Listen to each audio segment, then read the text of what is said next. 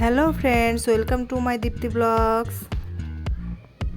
আজকে চলে আসলাম রমনা কালী মন্দির। রমনা কালী মন্দির ভারতীয় উপমহাদেশের সবচেয়ে বিখ্যাত হিন্দু মন্দির সমূহের মধ্যে অন্যতম ছিল। এটি রমনা কালীবাড়ি নামেও পরিচিত। এটি প্রায় 1000 বছরেরও পুরাতন বলে বিশ্বাস করা হয়, কিন্তু ইংরেজ আমলে এই মন্দিরটি আবার নতুন করে নির্মাণ করা হয়েছিল। বাংলাদেশের রাজধানী ঢাকার রমনা পার্কের, যার বর্তমান নাম সোহরাওয়ার্দী উদ্যান, বহির্বিভাগে অবস্থিত পুরাতন রমনা কালী মন্দিরটি বাংলার নিজস্ব স্থাপত্য রীতির দুর্লভ নিদর্শন ছিল।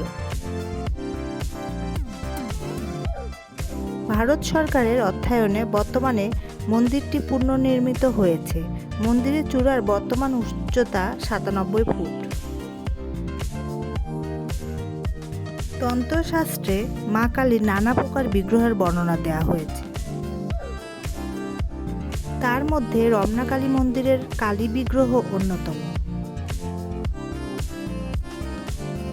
পাথরের বেদির উপর শ্রী ভদ্রকালীর সুউচ্চ প্রতিমা, চতুর্ভুজা মাতৃবিগ্রহ, মহাদেবের শয়ান মূর্তির ওপর দণ্ডায়মান,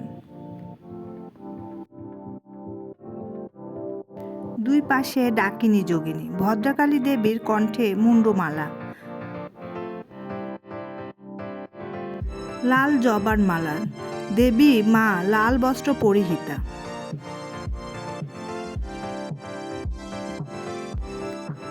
ভদ্রকালিকার এক পাশে ঠাকুর শ্রী রামকৃষ্ণ ও মা সারদা দেবীর ছবি। বাংলাদেশ সরকার হস্তক্ষেপে রমনা কালী মন্দির ও মা আনন্দময়ী আশ্রমের জমির এক অংশ পুনরুদ্ধার হলে 2006 সালে ভারত সরকার মন্দির ও আশ্রম পুনর্নির্মাণের উদ্যোগ গ্রহণ করে। পূজা অর্চনা শুরু হয়। 7 কোটি টাকা ব্যয়ে 2021 সালে রমনা কালী মন্দিরের নির্মাণ কাজ সমাপ্ত হলে বাংলাদেশের স্বাধীনতার 50 বছর পূর্তিতে ভারতের রাষ্ট্রপতি রামনাথ কোবিন্দ তা উদ্বোধন করেন, আর রমনা কালী মন্দির ফিরে পায় তার 5 শতাব্দীর প্রাচীন ঐতিহ্য।